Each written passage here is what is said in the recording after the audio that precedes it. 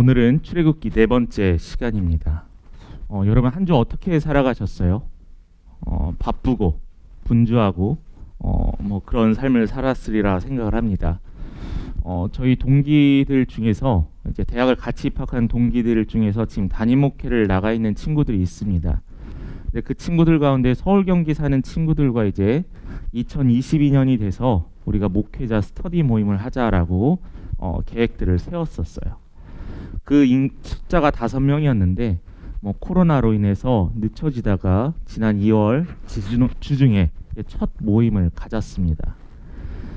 여기에서 저희들의 상황이 다 달랐어요. 개척을 이제 막 시작한 저도 있고요. 개척 5년 차인 목회자도 있고 10년 차인 목회자도 있고 또한 담임 목사로 청빙을 받은 동기 목사님도 있고요. 또 작은 교회여서 목사님이 청빙되지 않아서 아들이 담임으로 청빙된 경우도 있습니다. 저희가 이렇게 각자 다른 배경과 다른 목회적인 상황을 경험하고 있는데, 그러나 우리가 그때 나누었던 것이 뭐였냐면은 우리가 생각하지 못했던 상황들이 우리 주위에 늘 있다라는 거예요. 그래서 우리가 준비하고 계획했을지라도 우리가 생각하지 못했던 상황들이 늘상 일어난다라는 겁니다. 교인들과의 관계, 또한 목회자와의 관계, 또한 선배 목회자와 후배 목회자의 관계 등 곳곳에서 이러한 모습들이 생기고 또한 당황할 때가 있다라는 이야기들을 했어요. 그러나 공통적인 것은 무엇이었냐면은 하나님께서 부르신 사명을 잊지 않고 있다라는 겁니다. 각자 처한 상황은 다르고 해결의 방법도 다르겠지만은 하나님의 나라, 하나님께서 함께 모여 예배드릴 수 있는 교회 공동체, 또 세상의 빛과 소금의 역할을 감당해야 하는 우리 믿음의 성도들의 삶의 소명들이 또한 이러한 삶을 위해서 답은 기도와 말씀 외에는 없다라는 거예요. 모든 사람들이 처한 상황은 다르지만은 그러나 분명한 것은 기도와 말씀 외에는 없다라는 공통적인 답변을 얻고 있습니다. 여러분들은 매일매일 어떻게 살아가세요? 호흡하는 공기에 감사하고 사십니까? 아니면 얇아진 옷차림에 봄바람을 느끼며 상쾌해지고 계세요? 또한 이러한 날씨의 변화와 공기를 주신 하나님께 늘 매일매일 입술로 감사하며 고백하고 살아가십니까? 그런데 이것을 주신 하나님이 우리가 늘 마음속에 생각 속에 감사로 지내는 사람은 많이 없을 거예요. 우리가 이것 없이 살 수 없음에도 불구하고 우리 주위에는 늘 이것이 산재해 있기 때문에, 늘 우리 주위에 있기 때문에 우리는 당연하게 이것을 당연한 것으로 생각했다라는 거죠. 우리가 오늘 이 말씀을 시작하면서 그 가치에 대한 소중함을 우리가 경험하고 느껴야만 해요. 또한 경험하고 느끼는 것에 멈추는 것이 아니라 여러분들의 입술과 여러분들의 마음으로 고백하며 삶의 예배자가 되어야 한다는 겁니다. 여러분, 출애굽기를 우리가 벌써 네 번째 시간이에요. 벌써 이렇게 시간이 빨리 지났다라는 것에 대해서 놀랍기도 한데, 여러분, 출애굽기의 목적은 무엇인가를 한번 다시 확인해 봤으면 좋겠어요. 우리가 너무나 잘 아는 이 출애굽기의 목적은 애굽을 탈출하는 것이 이 정확한 스토리의 목적이 아니라는 거예요. 출애굽이 아주 큰 사건이긴 하지만은 이 출애굽기에서 이 출애굽의 과정은 총 40장 중에 앞부분밖에 차지하고 있지 않아요. 그렇다면은 이 출애굽기의 목적은 무엇인가? 이것은 바로 출애굽할수록 이끌어 주신 하나님을 바라보는 것이 출애굽기의 목적이라는 거예요. 우리 하나님께서는 어떠시죠? 힘든 육체의 노동에, 또한 애굽 사람들의 이스라엘 백성들을 강압적으로 강권하고 괴롭히는 그러한 모든 상황 속에, 또한 남자아이가 태어나서 바로 죽여야만 하는 그런 모든 어려운 상황 속에서 하나님의 그들의 고통의 소리에 반응하셨다라는 겁니다. 그렇지만 하나님께서는 단순히 그들을 힘든 상황에서 구출해내는 것이 끝이 아니라 이것을 기억해야 돼요. 그 첫 번째가 뭐냐면은 영적으로 소통하는 온전한 예배가 되어야 한다라는 겁니다. 영적으로 소통하는 온전한 예배. 출애굽기의 목적이 바로 이것이에요. 이집트인들은 많은 신들을 섬겼습니다. 우리가 뭐 텔레비나 책들을 통해서 알겠지만 이집트에는 되게 다양한 신들이 있어요. 피라미드도 있고 파라오도 있고. 자, 이러한 신들 가운데서 우리가 에스겔 20장 8절의 말씀을 한번 찾아볼까요? 에스겔 20장 8절의 말씀입니다. 우리 함께 같이 봉독하겠습니다. 시작. 그들이 내게 반역하여 내 말을 즐겨 듣지 않냐고 그들의 눈을 끄는 바 가증한 것을 각기 버리지 아니하며 애굽의 우상들을 떠나지 아니하므로 내가 말하기를 내가 애굽 땅에서 그들에게 나의 분노를 쏟으며 그들에게 진노를 이루리라 하였노라. 자, 여기에서 말씀은 에스겔이지만은 애굽에 관련된 상황에 대해서 이야기를 하고 있거든요. 그러면 애굽에 관한 상황은 뭐냐면은 한 단어로 말하면 반역이에요. 반역. 이집트인들이 그들이 섬기는 신을 누가 받아들였냐면은 이스라엘 백성들이 받아들였다라는 겁니다. 이것은 하나님에 대한 반역이고 하나님에 대한 배신이었어요. 이스라엘 백성들도 그래서 신들에게 드리는 제사에 그들이 참여했습니다. 하나님께 예배드리기 위해서 하나님의 백성으로 택함 받은 이스라엘 백성들이 어떠한 일들이 있냐면은 이집트인들이 만들었던 거짓된 우상을 섬기고 있다라는 거예요. 그래서 이 에스겔에서 분명하게 말하는 것은 이스라엘 백성들이 반역하고 있다라는 거예요. 그러므로 말미암아 하나님께서 이스라엘 백성들을 애굽에서 탈출시키고 구출해내신 목적은 뭐냐면은 온전한 예배로의 회복을 위해서 하나님께서 구출해내셨다는 겁니다. 예배가 중요함은 더 강조할 필요가 없죠. 우리 마가복음 12장 30절의 말씀입니다. 한번 읽어보겠습니다. 내 마음을 다하고 목숨을 다하고 뜻을 다하고 힘을 다하여 주 너의 하나님을 사랑하라 하신 것이요. 우리가 작년에 이 말씀의 본문을 가지고 한번 묵상을 했었는데 첫 번째 어떤 이야기를 하고 있죠? 내 마음을 다하고 목숨을 다하고 누굴 사랑하라고요? 주 하나님을 사랑하라는 거예요. 이 하나님을 사랑한다는 게 하나님을 껴안고 우리가 인간적인 에로스의 관계의 사랑이 이야기하는 것이 아니라 여기에서 말하는 사랑은 하나님을 예배하는 것이 하나님을 사랑한다는 거예요. 내가 하나님께 받은 은혜를 어떻게 나눌 것인가, 내가 하나님께서 나에게 주신 이 은총을 어떻게 고백할 것인가라는 것은 첫 번째 방법은 바로 예배라는 겁니다. 너무나 잘 알고 있는 사실이죠. 그런데 이스라엘 백성들은 하나님을 잊고 애굽의 신을 따랐습니다. 그러기에 하나님께서는 그들에게 하나님을 바라보라라고 명령하신 거예요. 내가 너희들을 택하고 내가 너희들의 조상들부터 약속한 그 모든 약속을 왜 너희들은 잊고 있느냐라는 거예요. 그런데 여기서 말씀하시는 것은 예배 드리라라는 게 아니에요. 그 앞에 형용사가 하나 있죠. 온전한 예배입니다. 온전한 예배. 우리가 그냥 예배를 드렸으니까 나의 할 일을 다 했다라는 것이 우리에게 만족감이나 죄의식을 탈피하는 게 아니에요. 예배 드림이 내가 할 만큼의 숙제가 아니라 우리가 회복해야 할 가장 중요하고 우선되는 것은 온전한 예배라는 겁니다. 이 온전한 예배는 바로 자발적이고 감사가 있는 예배라는 거죠.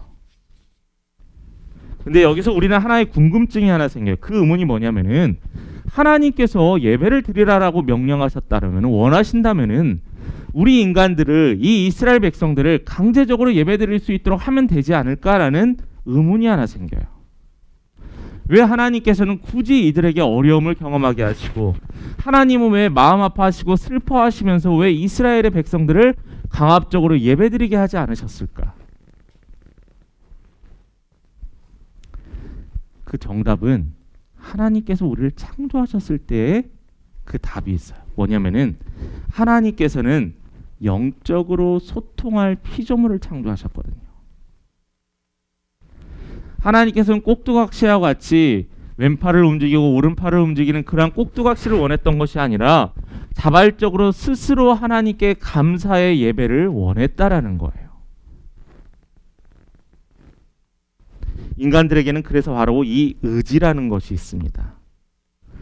사랑이나 좋은 것이나 행복한 것에 가치를 두는 의지도 있지만은 반대로 악한 것을 선택하는 의지도 있다라는 거예요.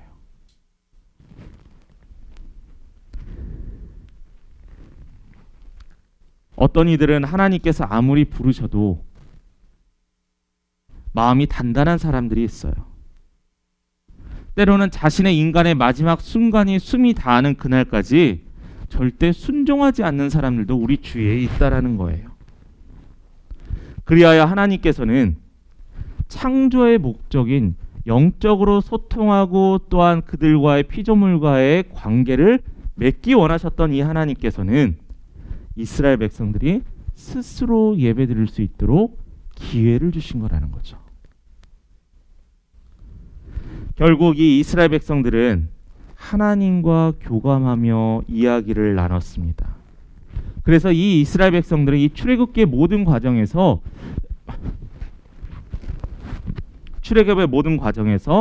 돌 기념비를 세우고 하나님의 말씀을 기록하였고요.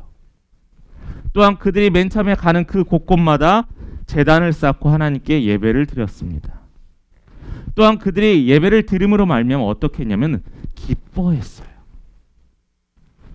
하나님께서 애굽을 탈출시키게 하셨던 그 모든 역사가 바로 하나님께 예배드림으로 귀결되었던 것, 바로 하나님이 원하시는 온전한 예배라는 거죠. 우리가 지금 걷고 있는 이 여정도 마찬가지라는 거예요. 다른 것이 우선되는 것이 아니라 하나님께 예배드리는 예배자의 삶입니다. 매일매일 예배드리는 삶 중요합니다. 주일에 모여서 함께 예배드리며 나누는 것도 중요합니다. 이 시간에 제가 선포하고 여러분들이 듣는 것이 아니라 이 시간에 성령님께서 내주하셔서 우리 안에는 보이지 않는 영적인 공간과 소통이 있는 거예요. 이러한 예배가 살아있는 예배라는 겁니다. 여러분 유튜브나 말씀의 기독교 방송 같은 걸 통하여서 여러분 예배를 많이 접하시죠, 말씀을. 그런데 저도 보니까 말씀을 접하면서 그 안에 있는 성령의 능력보다는 말씀에 어떤 것이 좋은지 주안점을 찾더라고요. 이건 말씀일 뿐입니다. 예배라는 것은 이렇게 하나님이 원하신 예배는 피조물과 공감하며 소통하는 예배라는 거죠. 예배가 회복되어야 가능합니다. 예배를 바라봐야 가능하다는 거예요. 예배의 자리를 사모하시고 그 자리가 여러분께 기쁨의 고백이 되기를 간절히 축원합니다. 우리 말씀을 오늘 본문 말씀을 한번 읽어보겠습니다. 2장 23절의 말씀입니다. 2장 23절입니다. 같이 읽습니다. 여러 해 후에 애굽 왕은 죽었고 이스라엘 자손은 고된 노동으로 말미암아 탄식하며 부르짖으니. 자, 여기까지 읽게요. 부르짖으니. 두 번째가 뭐냐면은 언제 기도하십니까라는 여러분들을 향한 질문이에요. 지금 제가 여러분들에게 질문하는 것이 아니라 하나님께서 여러분들에게 이야기하는 거, 언제 부르짖느냐라는 거예요. 그런데 우리가 읽었던 본문의 말씀에 보면은 이스라엘 자손은 고된 노동으로 말미암아 탄식했다라고 했거든요. 이들이 언제 불렀냐면은 고역과 고된 노동이 없었다라면은 하나님을 부르지 않았을 거라는 겁니다. 이스라엘의 부르짖음은 하나님을 부르고 하나님을 믿고 하나님을 의지해서 부르짖었던 게 아니라 그들이 고통 가운데 있었기 때문이에요. 우리가 아는 것처럼 엄마로부터 율법을 배우고 율법을 암기하고 하나님에 대한 이야기를 듣고 그것은 이 이후의 이야기예요. 이전에는 이러한 움직임이 없었습니다. 그래서 그들은 이집트의 우상들을 함께 섬겼다라는 거죠. 그래서 여기에서 말하는 부르짖음은 엄격하게 구분한다면은 하나님을 믿고 신뢰함으로 부르짖는 부르짖음이 아니라 바로 힘들고 어려워서 부르짖는 부르짖음이라는 거예요. 그 예가 또 하나의 예를 요나서에서 찾아볼 수 있습니다. 우리 지금 성경 공부 요나서 같이 하고 있는데요. 요나가 하나님의 명령을 어기고 니느웨로 가지 않고 다시스로 가잖아요. 배를 타고 가다가 거센 풍랑을 만나는 것이 바로 이 요나의 이야기의 시작입니다. 그런데 배 안에서 많은 선원들이랑 선장들은 자신이 믿었던 우상들을 향해서 기도하고 바랬는데 배 밑창에서 잠자고 있던 요나는 한가하게 잠만 자고 있었어요. 그때 선원이었던 선장이 와서 무엇이라고 하죠? 너도 내 신께, 내 하나님께 기도하라라고 해요. 부르짖으라라고 해요. 왜 이런 안타까운 상황에, 죽을 수밖에 없는 이러한 어려운 상황에 너는 한가히 잠자고 있느냐? 우리가 우리의 신에게 기도했던 것처럼 너도 너의 신에게 기도하라는 거예요. 이들이 하나님을 알아서 하나님의 능력을 신뢰해서 부르짖으라 했던 게 아니에요. 그냥 요나 히브리 너의 민족의 신께 부르짖으라는 거였습니다. 본문의 이스라엘 백성도 마찬가지였어요. 이스라엘 백성이 하나님께서 자신들의 조상인 아브라함과 이삭과 야곱의 하나님께서 우리를 택하시고 우리를 지켜주신다는 그 약속을 믿고 기도했던 것이 아니라 아파서 기도했다는 겁니다. 그들은 아프기 전까지 외치지 않았어요. 그렇게라도 하나님을 찾으면 다행이죠. 제가 병원 신방을 가면서, 요즘은 잘 못 가는데 과거에 갔을 때 가서 이야기도 들어주고 같이 기도도 합니다. 기도하고 나면은 어떤 경험이 있냐면은 옆자리에 같이 누워있는 환우분께서 목사님 저도 위해서 기도해 주세요라고 했어요. 좋죠. 근데 그분은 교회에 다니지 않으셨던 분이었습니다. 아팠기 때문에, 간절했기 때문에 옆에 계신 권사님도 기도받는데 나도 기도받았으면 좋겠다라는 마음이죠.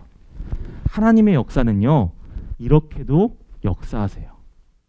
그런데 본문에서 제가 이야기하고자 하는 것은 이들은 하나님을 알고 부르짖었다는 게 아니라는 거죠.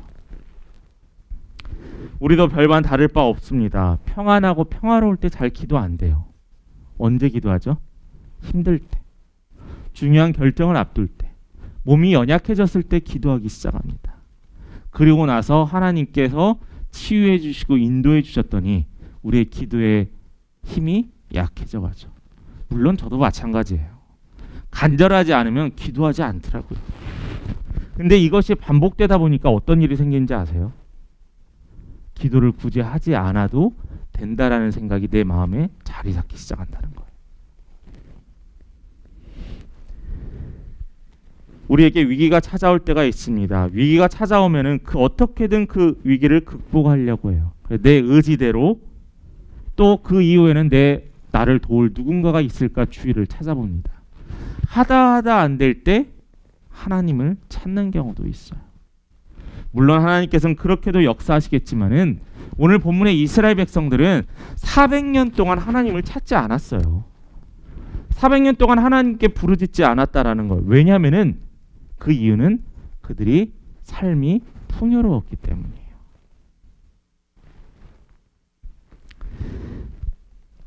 이 400년 동안 평화로움은 이스라엘 백성들에게 이 땅에 잠시 머물다간 나그네 정신을 잊게 했습니다.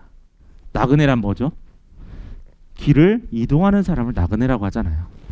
이 길을 이동하는 이 나그네가 짐을 가득 얻고 자기가 챙겨야 될 짐이 너무나 많으면 어떨까요? 이동하기가 힘들어요. 그래서 짐을 간소화하고 자신의 것을 간소화하는 게 나그네의 중요한 자세이기도 합니다. 과거에 보면은 야곱과 그의 자녀들이 그들이 거하던 땅에 흉년이 와서 결국에는 애굽에 왔어요. 애굽에 와서 그들은 자리를 잡고 또한 은혜로 풍요로워졌습니다. 풍요로워졌더니 이스라엘 백성들이 기도하지 않았어요. 하나님을 찾지 않았어요. 굳이 우리가 찾지 않아도 우리는 풍요롭다라는 생각에 빠져 있었어요. 신약에 또 이러한 비슷한 이야기가 있죠. 베드로가 예수님과 사역하면서, 제자들과 같이 사역하면서 너무나 기분이 좋았습니다. 그래서 하나님께, 예수님께 성막을 지어드리는데 이 성막을 지으면서 예수님께 그러한 이야기를 해요. 예수님, 저는 지금이 너무나 좋습니다. 그냥 지금처럼 됐으면 좋겠습니다라고 이야기를 해요. 근데 그때 예수님 뭐라고 얘기하시죠? 그러지 말라고, 사탄이라고까지 이야기하세요. 왜냐하면 예수님께서 오신 분명한 목적이 있기 때문입니다. 400년 동안 찾지 않았던 하나님을 이스라엘 백성들에겐 그들에게 힘든 어려움이 있자 찾게 되었습니다. 기도는 언제 해야 되나요? 라는 질문에 저는 이렇게 답하고 싶어요. 바로 지금요. 이스라엘 백성들이 하나님께 부르짖는 그 소리가 오늘 본문의 말씀을 봤더니 읽지 않았지만은 그 고된 노동으로 말미암아 부르짖은 소리가 하나님께 어떻게 됐죠? 상달된지라라고 했습니다. 상달. 이스라엘 백성들은 하나님께 부르짖는 그 소리가 하나님께 전달되었다고 했어요. 애굽에서 이 고역은 어떻게 보면 하나님을 잊고 있었던 이스라엘 백성들에게 하나님을 찾아갈 수 있는 기도에 막혔던 것이 뚫리는 기회가 되었다라는 거죠. 세 번째로는 하나님은 잊지 않으셨어요. 여러분 사람과 만나다 보면 정말 오래간만에 만나는 친구가 있습니다. 근데 그 친구가 저를 딱 알아보는 거예요. 기분이 어떻죠? 좋잖아요.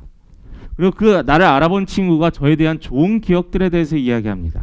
그러면 기분이 더 좋게 됩니다. 그런데 사람이 나를 기억해도 이렇게 기분이 좋은데 하나님이 우리를 잊지 않으셨다라는 거예요. 여러분 오늘 본문 말씀을 보면서 어떠세요? 어떤 마음이 드십니까? 어떤 결단을 하기 원하세요? 여기에서 가장 큰 강조점은 바로 이 세 번째예요. 이스라엘 백성들이 부르짖어 하나님이 들으셨다는 게 이 본문의 중요한 점이 아니라는 거예요. 물론 기도와 예배 중요합니다. 그런데 더 우선이 돼야 되는 게 있는데 하나님께 상달되었다라는 거예요. 하나님께서 받으셨다라는 거예요. 하나님께서 기억하셨다라는 겁니다. 여러분 성경을 통독하면서 성경을 들으면서 또한 말씀을 들으면서 여러분 꼭 기준이 되는 게 하나 있어요. 그게 뭐냐면은 우리가 말씀을 나의 시각으로 듣지 마시고 하나님의 시각으로 봐야 한다는 거예요. 큐티를 하실 때도 하나님의 시각으로 보고 예수님의 시각으로 봐야지 내 시각으로 보면 내가 성경을 곡해하거나 나의 상황에 맞춰 해석해 볼 수가 있다는 거예요. 말씀에 대한 진리를 파악할 때는 하나님이 중심이 돼야 합니다. 한 예를 보도록 하죠. 창세기 32장 24절과 25절의 말씀입니다. 우리 함께 같이 읽어보겠습니다. 야곱은 홀로 남았더니 어떤 사람이 날이 새도록 야곱과 씨름하다가 자기가 야곱을 이기지 못함을 보고 그가 야곱의 허벅지 관절을 치매 야곱의 허벅지 관절이 그 사람과 씨름할 때에 어긋났더라. 자, 이 말씀 너무나 잘 알죠? 야곱이 하나님과 씨름을 해서 이겼던 사건들. 근데 저는 이 말씀이 한국교회에서 안타까운 게 뭐냐면은 야곱이 이렇게 기도를 했더니 하나님이 기도를 들어주셨다라는 거예요. 올바른 답이 아닙니다. 분명히 야곱은 천사와 겨루어 이길 정도로 열심히 기도했어요. 그래서 이 결론이 뭐냐면 열심히 기도해서 응답받자라는 거예요. 근데 어떤 문제가 생기는지 아세요? 기도에 응답이 없으니까 내가 열심히 하지 않았구나 하면서 나를 자책하기 시작하는 겁니다. 저 사람의 기도를 들어주지 않은 것은 저 사람에게 문제가 있어서 기도를 들어주지 않는다라고 생각을 해요. 이건 엄격하게 잘못된 결론이에요. 물론 간절히 기도하는 건 당연한 거예요. 그러나 기도했다고 들어주신다는 것? 아니요. 이건 인간의 시각이라는 겁니다. 하나님의 시각으로 봤을 때 기도했더니 하나님께서 사용하셨다라는 거죠. 그 근거를 한번 찾아봅니다. 야곱이 어떤 사람이었죠? 그가 태어날 때부터 형인 에서의 발꿈치를 뒤쫓고 형을 이겨먹으려고 했던 자였습니다. 장자의 축복을 받기 위해서 배고픈 형을 속여서 팥주광으로 장자권을 팔았고요. 축복하려는 이삭인 아버지를 속이기 위해서 자신의 손에 거친 것들을 바르기 시작했습니다. 야곱은요, 얍삽했어요. 야곱은 하나님의 사람이 아니었습니다. 왜냐하면은 하나님의 사람은 과정이 중요하기 때문이에요. 결과가 중요한 게 하나님의 사람이 아니에요. 하나님의 사랑은 과정이 중요합니다. 이런 죄악된 모습을 가지고 있었던 이 야곱이 어떻게 하나님께서 그를 사명 가운데 사용할 수 있겠어요? 하나님께서 야곱을 사랑하셨지만 야곱에게 사명을 주지는 않으셨어요. 여러분 기억하세요. 하나님은 우리 모두를 사랑하지만은 우리에게 사명을 주는 자와 주지 않는 자가 존재한다는 겁니다. 오늘 그래서 방금 읽었던 창세기 32장 24절과 25절의 말씀에서 하나님께서는 그를 하나님의 거룩한 사명을 감당하는데 부족하다고 생각하셨어요. 그래서 이 야복강가에서 하나님께서 야곱과 씨름했던 겁니다.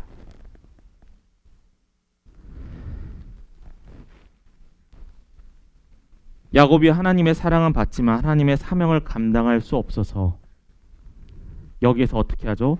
하나님은 야곱의 환도뼈를 치세요. 하나님께서 그의 환도뼈를 치셨던 이유는 속이고 훔쳤던 그의 인생에서 야곱에게 하나님은 승리를 주므로 인간의 한계를 보이셨다는 거예요.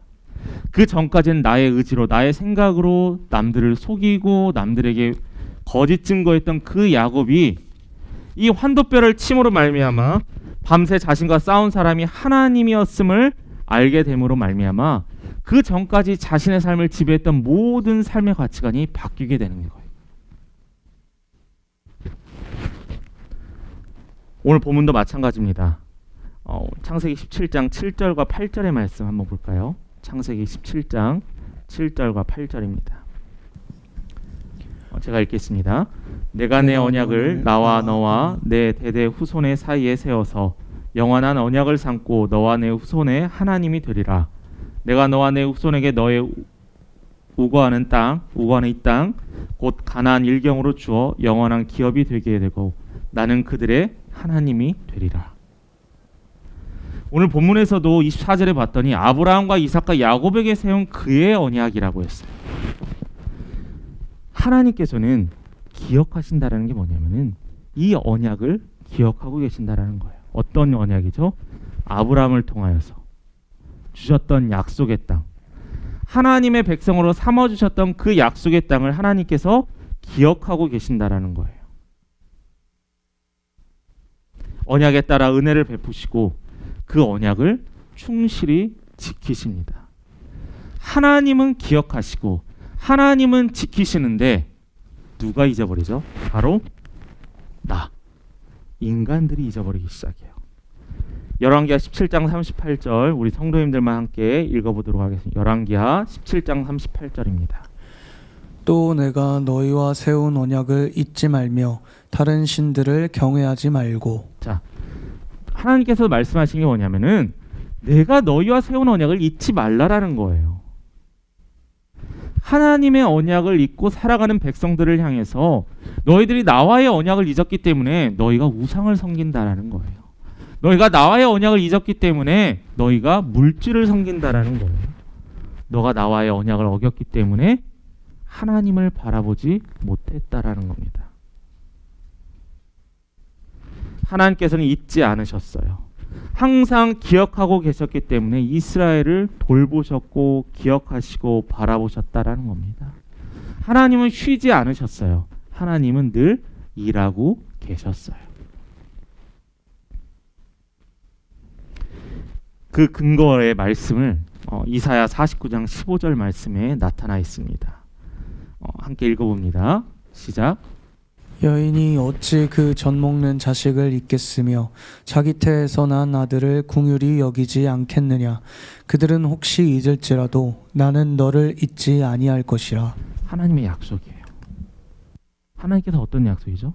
너는 나를 잊을 수도 있다. 너는 나를 잊을 것이다. 그러나 나는 너를 잊지 않는다는 사실입니다. 하나님 왜 우리를 잊으셨나요? 왜 하나님 잠잠하시나요? 라고 우리가 기도하는 것이 아니라 내가 하나님께 회복되어야 한다. 비록 너희는 나를 잊을지라도 나는 너희를 잊지 않고 너를 도울 것이다 라고 약속하시고 선언하셨던 분이 우리가 지금 이 시간에 예배드리는 여호와 하나님입니다. 예배도 기도도 헌신도 예물도 내가 드렸다가 아니에요. 하나님께서 예배를 받아주셨다. 하나님께서 우리의 예물을 받아주셨다. 하나님께서 우리의 기도를 받아주셨다라는 겁니다.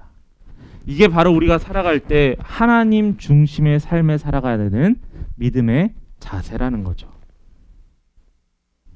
하나님께서는 끊임없이 하나님의 일을 행하시고 계셨습니다. 쉬지 않으시고 잊지 않으시고 바라보고 계셨을 뿐이에요. 그들이 기도하며 하나님의 찾는 모습을 하나님께서는 바라고 계셨다라는 겁니다. 말씀을 마칩니다. 하나님의 은혜와 은총과 우리의 최선이 결합하여 기적이 일어납니다. 그리고 모든 상황을 주관하신 하나님이 개입하실 때 기적이 일어나고 문제가 해결되는 거예요. 지금 우리가 어떠한 삶에서 어떠한 목적으로 어떠한 이유로 부르짖고 계십니까? 하나님이 듣지 않는 것 같으세요? 아니요, 하나님은 듣고 계세요. 오히려 우리는 감사해야 할 겁니다. 뭘 감사해야 되냐면 죽은 사람은요 어떠한 고통도 느끼지 못해요. 우리가 살아있기 때문에 고통을 느낄 수 있으면 감사할 줄 알아야 한다는 거예요. 이스라엘 백성들로 죽지 아니하고 그들의 삶 속에서 어려움을 경험하고 아프기 때문에 하나님을 볼 수 있었다라는 거예요. 여러분들이 고통을 경험한다는 것은 살아있다는 증거입니다. 또한 내가 회복할 수 있다는 희망을 품을 수 있다라는 거예요.